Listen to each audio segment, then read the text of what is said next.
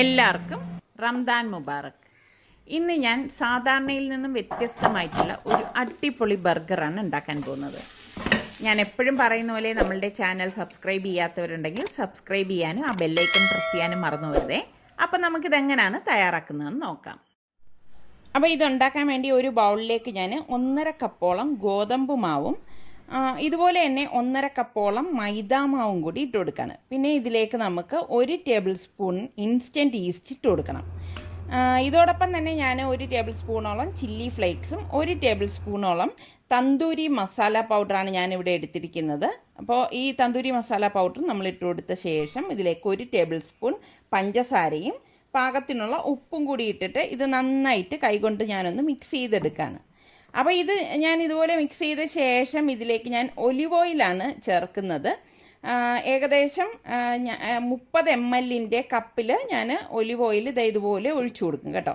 അപ്പോൾ olive oil ചേർത്തുണ്ടാക്കുമ്പോൾ ഒരു പ്രത്യേക ടേസ്റ്റാണ്. എന്നിട്ട് കൈകൊണ്ട് നന്നായിട്ട് ഇതൊന്ന് മിക്സ് ചെയ്ത് കൊടുക്കും. എന്നിട്ട് ഇതിലേക്ക് ഇളം ചൂട് പാല് ഞാനിവിടെ 1/4 ലിറ്ററോളം എടുത്തിട്ടുണ്ട്. അപ്പോൾ അതിങ്ങനെ കുറേശ്ശെ ഒഴിച്ചിട്ട് കുഴച്ചു കൊടുക്കും.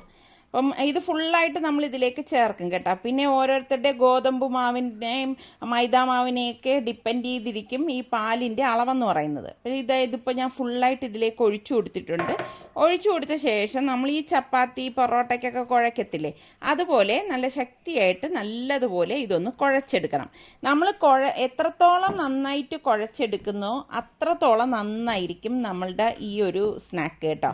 അപ്പോൾ നല്ലതുപോലെ നമ്മളിത് കുഴച്ചെടുക്കാൻ ശ്രദ്ധിക്കണം. കുറച്ച് നേരം ഒരു 5-10 മിനിറ്റ് നമ്മൾ നല്ലതുപോലെ ഇതുപോലെ ഒന്ന് കുഴച്ചെടുക്കണം. നന്നായിട്ട് കുഴച്ചെടുത്ത ശേഷം ഞാൻ ഇതുപോലെ ഒന്ന് ഉരുട്ടി ഞാൻ ഈ ബൗളിലേക്ക് വെച്ച് കൊടുക്കുകയാണ്. എന്നിട്ടിത് ഡ്രൈ ആവാതിരിക്കാൻ കുറച്ച് ഒലിവ് ഓയിൽ ഇതിൻ്റെ മീതെ ഇതുപോലെ ഒന്ന് തടവി വെച്ച് കൊടുക്കും കേട്ടോ. ഇത്രയേ ഉള്ളൂ. എന്നിട്ട് ഇനി നമുക്കിത് 1 മണിക്കൂർ മാറ്റി വെക്കണം. ഇപ്പം ഞാൻ മുൻപ് കാണിച്ചിട്ടുണ്ടായിരുന്നു, ബീഫ് ഞാൻ ഉപ്പും കുരുമുളകും മഞ്ഞൾപ്പൊടിയും ഇട്ട് വേവിച്ച് തണുത്ത ശേഷം ഫ്രീസറിൽ സൂക്ഷിച്ചിരിക്കുന്നതാണ്. അപ്പം ഞാൻ 3 സവാള ഇവിടെ എടുത്തിട്ടുണ്ട്. അപ്പോൾ ഈ 3 സവാള ഞാൻ ഒന്ന് സ്ലൈസ് ചെയ്ത് എടുക്കുകയാണ് കേട്ടോ. അപ്പോൾ നമ്മൾ ഈ ബീഫ് ഞാൻ പെട്ടെന്ന് റെഡിയാവാൻ വേണ്ടിയിട്ട് നമുക്ക് ആവശ്യമുള്ളത് ഒരു ബൗളിലേക്ക് ഇട്ടിട്ട് ഞാൻ ഒന്ന് ഓവനിൽ വെച്ചൊന്ന് ചൂടാക്കി എടുക്കുകയാണ് കേട്ടോ. അപ്പോൾ സവാളയെല്ലാം ഞാനിവിടെ ഇതുപോലെ ഒന്ന് സ്ലൈസ് ചെയ്ത് എടുത്തിട്ടുണ്ട്. അപ്പോൾ നമ്മളുടെ ബീഫും ഇവിടെ റെഡിയായി എടുത്തിട്ടുണ്ട്. കുറച്ച് ബീഫ് മതിയാവും. ഇതിലേക്ക് ഞാൻ ഒലിവ് ഓയിലാണ് എടുത്തിരിക്കുന്നത്. ഒരു പാനിലേക്ക് ഏകദേശം 1.5 ടേബിൾ സ്പൂൺ ഒലിവ് ഓയിൽ ഒഴിച്ച ശേഷം നമ്മൾ ഈ ചൂടാക്കി വെച്ചിരിക്കുന്ന ബീഫ് ഞാൻ ഇതിലേക്ക് ഇട്ടിട്ട് ഒന്ന് ഇളക്കി എടുക്കുകയാണ് ചെയ്യണത് കേട്ടോ. അപ്പോൾ നമുക്ക് ബീഫിന് പകരം നിങ്ങൾക്ക് ചിക്കൻ വേണമെങ്കിൽ ചിക്കൻ എടുക്കാം, വെജിറ്റബിൾ വേണമെങ്കിൽ അതെടുക്കാം. എന്നിട്ട് ഞാൻ വീണ്ടും 1 ടേബിൾ സ്പൂണോളം തന്തൂരി മസാല പൗഡർ ഇതുപോലെ ഇട്ടിട്ട് ഒന്ന് ഇളക്കി കൊടുക്കും കേട്ടോ. അപ്പോൾ ഇത് ശരിക്കും നല്ല ഒരു മണം വരികയാണ്. അപ്പോൾ ഈ ഇളക്കിയ ശേഷം ബീഫ് ഒന്ന് റോസ്റ്റ് ആയി കഴിയുമ്പോഴേക്ക് ഞാൻ ഒരു ബൗളിലേക്ക് മാറ്റുവാണ്. അപ്പോൾ ഇത്രയും മതിയാവും. ഓൾറെഡി നമ്മൾ വേവിച്ച് വെച്ചിരിക്കുന്ന ബീഫല്ലേ. വീണ്ടും ഞാൻ ഇതിലേക്ക് 1 ടേബിൾ സ്പൂണോളം ഒലിവ് ഓയിൽ ഒഴിച്ചു കൊടുക്കുകയാണ്. ഒഴിച്ചു കൊടുത്ത ശേഷം നമ്മൾ ഈ അരിഞ്ഞു വെച്ചിരിക്കുന്ന സവാള ഇതിലേക്ക് ഇട്ടിട്ട് ഒന്ന് വഴറ്റി കൊടുക്കും. വഴറ്റുന്നതിനോടൊപ്പം തന്നെ ഞാനിവിടെ 3 പച്ചമുളക് എടുത്തിട്ടുണ്ട്. എന്നിട്ട് അതൊന്ന് ഇതുപോലെ ഒന്ന് ചെറുതായിട്ട് കട്ട് ചെയ്തിട്ട് കൊടുത്തിട്ട് ഇതൊന്ന് ഇളക്കിയെടുക്കണം. പിന്നെ നമുക്ക് 1 ടേബിൾ സ്പൂണോളം ജിഞ്ചർ ഗാർലിക് പേസ്റ്റും കൂടി ഇട്ട് കൊടുക്കണം കേട്ടോ. പിന്നെ എരിവൊക്കെ നിങ്ങളുടെ പാകത്തിന് എടുക്കണം. അതിനനുസരിച്ച് നിങ്ങൾ പച്ചമുളക് ചേർത്ത് കൊടുത്താൽ മതി. അപ്പോൾ ഞാൻ ഇതിവിടെ വഴറ്റിയെടുത്തിട്ടുണ്ട്. ഇതിലേക്ക് ഞാൻ ഇനിയിപ്പോൾ പാകത്തിനുള്ള ഉപ്പും കൂടി ഇട്ടിട്ട് ഇളക്കിയെടുക്കാണ്. അതിനുശേഷം നമ്മളിതിലേക്ക് ഞാൻ 1 ടീസ്പൂണോളം ഗരം മസാല പൊടി ഇട്ട് കൊടുത്തിട്ടുണ്ടായിരുന്നു. 1 ടീസ്പൂൺ കുരുമുളക് പൊടി ഇട്ടിട്ടുണ്ട്. അപ്പം ഗരം മസാല പൊടി ഇട്ടപ്പോൾ ശരിക്കും പറഞ്ഞാൽ എൻ്റെ ക്യാമറ ഓഫായിപ്പോയി കേട്ടോ. എന്നിട്ട് ഈ 2 പൊടികൾ മാത്രമേ ഇപ്പം നമ്മൾ ഇതിലേക്ക് ഇട്ട് കൊടുക്കുള്ളൂ. എന്നിട്ട് ഇതുപോലെ ഒന്ന് വഴറ്റി കൊടുക്കും. ഇതുപോലെ ഒന്ന് വഴറ്റിയ ശേഷം ഒരുപാട് വഴലേണ്ട ആവശ്യമില്ല. ഞാനിവിടെ പാസ്ത സോസ് എടുത്തിട്ടുണ്ട്. അത് ഇതുപോലെ 2 ടേബിൾ സ്പൂണോളം ഇട്ട് കൊടുക്കുന്നുണ്ട്. അതുപോലെ തന്നെ ഞാൻ പിസ്സ ആൻഡ് പാസ്ത സോസും ഏകദേശം 1 ടേബിൾ സ്പൂൺ ഇട്ട് കൊടുക്കുകയാണ്. ഇപ്പം നിങ്ങളുടെ കയ്യിൽ ഇങ്ങനെ ഒരു സോസ് ഇല്ലയെന്നുണ്ടെങ്കിൽ നിങ്ങൾ ടൊമാറ്റോ സോസ് ഇട്ടിട്ട് പിന്നെ ഒറിഗാനോയും കൂടി ഇട്ടാൽ മതി കേട്ടോ. എന്നിട്ട് ഇത് ഇത്രയും കൂട്ടിയിട്ട് നന്നായിട്ടൊന്ന് ഇളക്കിയെടുക്കുകയാണ്. ജസ്റ്റ് ഇതൊന്ന് ഇളക്കിയെടുത്ത ശേഷം ഈ ഫ്രൈ ചെയ്ത് വെച്ചിരിക്കുന്ന ബീഫ് ഉണ്ടല്ലോ, അത് ഇതിലേക്ക് ഇട്ടിട്ട് എല്ലാം കൂട്ടിയിട്ട് ഒന്ന് യോജിപ്പിച്ചെടുക്കും. എളുപ്പമാണ് കേട്ടോ ഇതുണ്ടാക്കിയെടുക്കാൻ. കഴിക്കാനാണെങ്കിൽ അടിപൊളി ടേസ്റ്റുമാണ്. കുട്ടികൾക്കൊക്കെ എന്തായാലും ഈ ഒരു ഐറ്റം ഇഷ്ടപ്പെടും. അപ്പോൾ ട്രൈ ചെയ്യാത്തവർ നിങ്ങൾ ഇതൊന്ന് ഉണ്ടാക്കി നോക്കണം കേട്ടോ. ഉണ്ടാക്കി നോക്കിയിട്ട് എങ്ങനെ ഉണ്ടെന്ന് എനിക്കൊന്ന് ഫീഡ്ബാക്കും കൂടെ തരണേ. അപ്പോൾ ഇത് വഴറ്റിയെടുത്ത ശേഷം ഞാനിതേ ഒരു പിടി മല്ലിയില ഇതുപോലെ കട്ട് ചെയ്ത് ഇതിലേക്ക് ഇട്ട് കൊടുക്കുകയാണ്. അപ്പോൾ മല്ലിയിലേക്ക് ഇട്ട് കഴിയുമ്പോൾ ഒരു പ്രത്യേക ടേസ്റ്റാണ് കേട്ടോ ഇതിന്. അപ്പോൾ ഇതുപോലെ ഒന്ന് ഇളക്കിയെടുക്കണം. അപ്പോൾ നമ്മളിതുപോലെ ബീഫും ചിക്കനും ഒക്കെ വേവിച്ച് ഫ്രീസറിൽ സൂക്ഷിക്കുകയാണെങ്കിൽ എളുപ്പം നമുക്കിത് ഉണ്ടാക്കിയെടുക്കാൻ പറ്റും. അധികം താമസമൊന്നും എടുക്കത്തില്ല കേട്ടോ. അപ്പോൾ ഇത് തണുക്കാൻ വേണ്ടിയിട്ട് ഞാൻ ഒരു പ്ലേറ്റിലേക്ക് മാറ്റി വയ്ക്കുവാണ്. എന്നിട്ടിത് നന്നായിട്ട് തണുത്തിട്ടാണ് ഇതെടുക്കുന്നത് കേട്ടോ. 1 മണിക്കൂർ കഴിഞ്ഞ് കഴിഞ്ഞപ്പോഴേക്ക് നമ്മളുടെ മാവ് ഇവിടെ പൊങ്ങി വന്നിട്ടുണ്ട്. അപ്പോൾ ഞാനത് ഒന്നും കൂടി ഒന്ന് കുഴച്ചെടുക്കുകയാണ്. നല്ല സോഫ്റ്റായിട്ട് വന്നിരിക്കുകയാണ് കേട്ടോ. കാരണം ഞാനിത് നല്ലതുപോലെ കുഴച്ചെടുത്ത മാവാണ്. അപ്പോൾ ഇത് വീണ്ടും നമ്മളിതുപോലെ നല്ലതുപോലെ ഒന്ന് കുഴച്ചെടുത്ത ശേഷം നമ്മൾ ചെറിയ ചെറിയ ഉരുളയാക്കി ഉരുട്ടിയെടുക്കണം. അതായത് ഈ ഒരു സൈസിലാണ് ഞാൻ ഉരുട്ടിയെടുക്കുന്നത്. അപ്പോൾ ഞാൻ ഈ ഇരിക്കുന്ന മാവെല്ലാം ഇതുപോലെ തന്നെ ഉരുട്ടിയെടുക്കുകയാണ് ചെയ്യുന്നത്. അപ്പോൾ ഇനി ഇത് ഇരുന്നിട്ട് ഒന്നും കൂടി ഇതൊന്ന് വലുതായി വരും കേട്ടോ, വീർത്ത് വരും. അപ്പോൾ അതുകൊണ്ട് നമ്മൾ ഈ ഒരു സൈസിൽ വേണം നമ്മൾ ഉരുട്ടിയെടുക്കാനുള്ളത്. പിന്നെ നമുക്ക് വേണ്ടത് ബ്രെഡ് ക്രംസ് ആണ് കേട്ടോ. പിന്നെ ഒരു ബൗളിലേക്ക് ഞാൻ കുറച്ച് മൈദാമാവ്, ഏകദേശം 3 ടേബിൾ സ്പൂണോളം മൈദാമാവും കുറച്ച് ഉപ്പും കൂടി ഇട്ടിട്ടുണ്ട്. ഇതിലേക്ക് കുറച്ച് വെള്ളം ഒഴിച്ച് ഇത് നമുക്കൊരു പേസ്റ്റ് പോലെ ഒന്ന് കലക്കിയെടുക്കണം. അപ്പോൾ ഞാനിപ്പം കുറച്ച് വെള്ളം ഒഴിച്ചിട്ട് ഇത് കലക്കിയെടുക്കുകയാണ്. ഒരുപാട് ഇത് ലൂസാകാനും പാടില്ല, എന്നാൽ ഒരുപാട് തിക്കാവാനും പാടില്ല.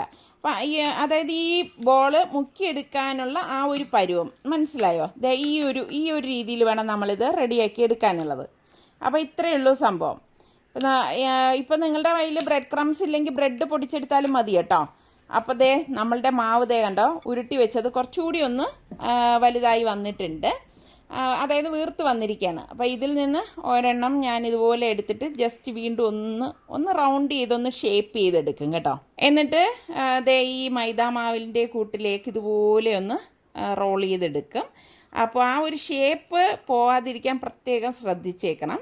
എന്നിട്ട് നമ്മൾ ഇവിടെ പൊടിച്ച് വെച്ചിരിക്കുന്ന ബ്രെഡിലേക്ക് ഇത് വെച്ചിട്ട് ബാക്കിയിരിക്കുന്ന ബ്രെഡ് കൊണ്ട് ഇത് ഫുള്ളങ്ങ് കവർ ചെയ്തെടുക്കും.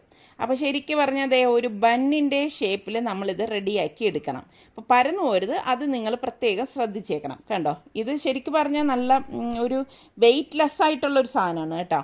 അപ്പോൾ ഞാനിതെല്ലാം എടുത്തിരിക്കുകയാണ്. അപ്പോൾ എല്ലാം ഈ ഉരുട്ടി വെച്ചിരിക്കുന്ന ഇതും നമുക്ക് ഇതുപോലെ ഈ മൈദാമാവിലേക്ക് മുക്കിയിട്ട് ഈ ബ്രെഡ് ക്രംസിൽ ഇതുപോലെ റോൾ ചെയ്ത് എടുക്കണം കേട്ടോ. അപ്പോൾ എളുപ്പമാണ് നമുക്കിത് ഉണ്ടാക്കിയെടുക്കാൻ. കണ്ടില്ലേ, അധികം പാടൊന്നുമില്ല. അപ്പോൾ ഞാൻ എല്ലാം ഇതുപോലെ റെഡിയാക്കി എടുത്തിട്ടുണ്ട്. എന്നിട്ട് എണ്ണ ചൂടാവുമ്പോഴേക്ക് തീ ഒന്ന് കുറച്ച് വെച്ചിട്ട് ഈ ഓരോന്നും നമുക്കിതിലേക്ക് ഇട്ടിട്ട് ഒന്ന് ഫ്രൈ ചെയ്തെടുക്കണം. അപ്പോൾ തിരിച്ചും മറിച്ചും ഇട്ട് ഫ്ലെയിം കുറച്ചിട്ട് വേണം ഫ്രൈ ചെയ്തെടുക്കാൻ. അങ്ങനെ ഫ്ലെയിം കുറച്ച് വെച്ച് നമ്മൾ ഫ്രൈ ചെയ്തെടുക്കുന്നത് എന്താ വെച്ചാൽ ഇതിൻ്റെ ഉൾഭാഗം വേകണം, അതിന് വേണ്ടിയിട്ടാണ്. ഇതിപ്പോൾ കണ്ടോ, ഇവിടെ റെഡിയായി വന്നിട്ടുണ്ട്. നല്ല ഒരു ഗോൾഡൻ കളർ ആകുമ്പോൾ നമുക്കിത് എണ്ണയിൽ നിന്ന് മാറ്റാം. ഒട്ടും എണ്ണ കുടിക്കുക ഒന്നും ചെയ്യത്തില്ല കേട്ടോ. അപ്പോൾ ബാക്കി ഇരിക്കുന്ന ഈ ഓരോ റോൾസും ഞാനിവിടെ ഓരോന്നായിട്ടാണ് ഇട്ട് ഫ്രൈ ചെയ്തെടുക്കുന്നത്. അങ്ങനെ ഇട്ടെടുക്കുന്നതാണ് എപ്പോഴും നല്ലത് കേട്ടോ. അല്ലെങ്കിൽ എന്ന് വെച്ചാൽ ഇത് ടച്ചായിട്ട് ഷേപ്പ് നഷ്ടപ്പെടും. അപ്പോൾ നമ്മളുടെ ഓരോ ബന്നും ഇവിടെ റെഡിയായി വന്നിട്ടുണ്ട്. അപ്പോൾ ഇതാണ് സംഭവം കണ്ടോ. ഇതാണ് ഇനി നമ്മൾ റെഡിയാക്കാൻ പോകുന്നത്. നല്ല ഒരു ഇതാണ് കേട്ടോ. അപ്പോൾ ഞാൻ ഈ ഓരോ ബന്നും ഫ്രൈ ചെയ്ത് മാറ്റുവാണ്. അപ്പോൾ ഇനി നമുക്ക് വേണ്ടത് മയണൈസാണ്. അപ്പോൾ മിക്സിയുടെ ഒരു ഡ്രൈ ആയിട്ടുള്ളൊരു ജാർ എടുക്കണം, ഒട്ടും നനവ് പാടില്ല കേട്ടോ. ഇതിലേക്ക് ഞാൻ ഒരു മുട്ട പൊട്ടിച്ചൊഴിച്ചു കൊടുക്കുകയാണ്. ഇതോടൊപ്പം തന്നെ വെറും 3 അല്ലി വെളുത്തുള്ളിയും കൂടി ഇട്ടിട്ട് നമുക്കിത് മിക്സി അടപ്പ് വെച്ചിട്ട് അടച്ചൊന്ന് ബ്ലെൻഡ് ചെയ്തെടുക്കാം. അപ്പം വെളുത്തുള്ളിയുടെ അളവ് കൂടിക്കഴിഞ്ഞാൽ വല്ലാതെ കവർപ്പുണ്ടാവും. ഇതുപോലെ അടിച്ചെടുത്ത ശേഷം ഇതിൻ്റെ അടപ്പൊന്ന് മാറ്റിയിട്ട് ഞാൻ ഇതിലേക്ക് 1 ടേബിൾ സ്പൂണോളം വിനാഗിരി ഒഴിച്ചു കൊടുക്കുകയാണ് കേട്ടോ. വിനാഗിരിയുടെ അളവും കൂടേണ്ട ആവശ്യമില്ല. പിന്നെ ഇതിലേക്ക് നമുക്ക് പാകത്തിനുള്ള ഉപ്പും കൂടി ഇട്ടിട്ട് വീണ്ടും ഇതൊന്ന് ബ്ലെൻഡ് ചെയ്തെടുക്കാം. എളുപ്പമാണ് കേട്ടോ. ഒരു 1/2 മിനിറ്റ് കൊണ്ട് തന്നെ നമുക്ക് നല്ല ഒരു മയണൈസ് ഉണ്ടാക്കിയെടുക്കാൻ പറ്റും. വീണ്ടും ഞാനിത് അടിച്ചെടുക്കുകയാണ്. അപ്പോൾ വീണ്ടും ഞാൻ ഇത് അടപ്പ് തുറന്നിട്ട് ഞാനിവിടെ 1/2 കപ്പ് ഓയിൽ എടുത്തിട്ടുണ്ട്. ഓയിൽ ഇതുപോലെ ഫുള്ളായിട്ട് ഇതിലേക്ക് ഒഴിച്ചിട്ട് അടിച്ചെടുക്കുകയാണ് ചെയ്യണത്. അപ്പോൾ ഇത് നമുക്ക് പെട്ടെന്ന് ടപ്പേന്ന് ഉണ്ടാക്കിയെടുക്കാൻ പറ്റും കേട്ടോ. വീട്ടിൽ തന്നെ നല്ല മയണൈസ് റെഡിയാക്കി എടുക്കാൻ പറ്റും. അപ്പോൾ ഞാൻ ഇതൊരു കുറച്ച് നേരം ഞാനിതൊന്ന് അടിച്ചെടുത്തിട്ടുണ്ട്. അപ്പോൾ നമുക്ക് എത്ര തിക്നെസ് വേണം അതൊക്കെ നമ്മൾ നോക്കണം. നല്ല തിക്കാവണമെങ്കിൽ ഓയിലിൻ്റെ അളവ് കൂട്ടണം. അപ്പോൾ ഈ ഒരു അളവിന് ഇത്രയും മതിയാവും കേട്ടോ. ഇതേ കണ്ട കറക്റ്റ് അളവിന് ഇതേ നമുക്ക് മയണൈസ് കിട്ടിയിട്ടുണ്ട്. അപ്പോൾ നമ്മളുടെ മയണൈസും ഇവിടെ റെഡി ആയിട്ടുണ്ട്. അപ്പോൾ നമ്മളുടെ ബീഫിൻ്റെ കൂട്ട് ഇവിടെ തണുത്തിട്ടുണ്ട്. എന്നിട്ട് ഞാൻ ഇതേ ഓരോ ബണ്ണ് ഇതുപോലെ എടുത്തിട്ട് നമുക്കൊന്ന് കട്ട് ചെയ്തെടുക്കണം. ഞാനിപ്പോൾ ഇതേ ബണ്ണ് ഇവിടെ ഫുള്ളായിട്ട് കട്ട് ചെയ്ത് എടുത്തിട്ടുണ്ട്. ഇതേ കണ്ടോ, നല്ല സൂപ്പർ ബണ്ണാണ് കേട്ടോ. അപ്പോൾ ഇതിൽ തന്തൂരി മസാലയൊക്കെ ഇട്ടതുകൊണ്ട് തന്നെ സൂപ്പർ ടേസ്റ്റുമാണ്. അപ്പോൾ ഇതാ ഇനിയിപ്പോൾ നമുക്കിത് ഫില്ല് ചെയ്യാം. അപ്പോൾ ആദ്യം തന്നെ ഞാൻ ഒരു ബണ്ണിലേക്ക് ഇതുപോലെ മയണൈസ് ഇതുപോലെ ഫുള്ളായിട്ടൊന്ന് തേച്ച് കൊടുക്കും. എല്ലായിടത്തും വരത്തക്ക രീതിയിൽ വേണം നമ്മളിത് സ്പ്രെഡ് ചെയ്ത് കൊടുക്കേണ്ടത് കേട്ടോ. അപ്പോൾ ഞാനിത് എല്ലാം സ്പ്രെഡ് ചെയ്ത് കൊടുത്തിട്ടുണ്ട്. പിന്നെ ഇതിലേക്ക് ഞാൻ ഈ ബീഫിൻ്റെ കൂട്ട് ഇതുപോലെ ഫുള്ളായിട്ട് വെച്ച് കൊടുക്കും കേട്ടോ. അതായത് നമുക്ക് നന്നായിട്ട് കഴിക്കാൻ കിട്ടണം. അതുപോലെ ഞാനിത് എല്ലായിടത്തും നല്ലതുപോലെ ഫില്ല് ചെയ്ത് എടുത്ത് വെച്ചിട്ടുണ്ട്. പിന്നെ മറ്റേ ബ്രെഡിൻ്റെ കൂട്ടിലേക്ക് ഞാനിത് ടൊമാറ്റോ കെച്ചപ്പ് ഒഴിച്ചിട്ട് ഇതുപോലെ ഒന്ന് സ്പ്രെഡ് ചെയ്ത് കൊടുക്കുകയാണ്. അതിന് ശേഷം ഞാൻ ഇത് കവർ ചെയ്തെടുക്കുകയാണ് കേട്ടോ. അപ്പോൾ നമ്മളുടെ എളുപ്പത്തിൽ തയ്യാറാക്കിയെടുക്കാൻ പറ്റുന്ന കുട്ടികൾക്കൊക്കെ ഇഷ്ടപ്പെടുന്ന നല്ല സോഫ്റ്റ് ആയിട്ടുള്ള ബൺ ഇവിടെ റെഡി ആയിട്ടുണ്ട്. അപ്പോൾ ബാക്കിയിരിക്കുന്നത് നമുക്ക് ഇതുപോലെ തന്നെ റെഡിയാക്കി എടുക്കാം.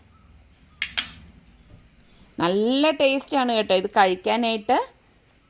അപ്പോൾ നമ്മളുടെ ബണ്ണെല്ലാം ഇവിടെ റെഡി ആയിട്ടുണ്ട്. അപ്പോൾ ഞാൻ അതിൻ്റെ മീതെ ഇതുപോലെ ടൊമാറ്റോ സ്ലൈസ് ചെയ്തത് ഇതുപോലെ ഒരു ടൂത്ത് പിക്ക് വെച്ചിട്ട് കുത്തിയിട്ട് ഡെക്കറേറ്റ് ചെയ്യാണ്. അതിൻ്റെ മുകളിൽ ഞാൻ കുറച്ച് മല്ലിയില ഇവിടെ വെക്കുകയാണ്, കാണാനൊരു ഭംഗിക്ക് വേണ്ടിയിട്ടാണ് കേട്ടോ. അപ്പോൾ നമ്മളുടെ എളുപ്പത്തിൽ തയ്യാറാക്കിയെടുക്കാൻ പറ്റുന്ന ബൺ ഇവിടെ റെഡി ആയിട്ടുണ്ട്.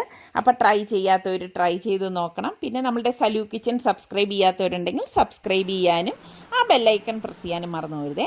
അടുത്തിനി നമുക്ക് നല്ല റെസിപ്പിയുമായി വരുന്നത് വരെ എല്ലാവർക്കും ഒരിക്കൽ കൂടി റംദാൻ മുബാറക്.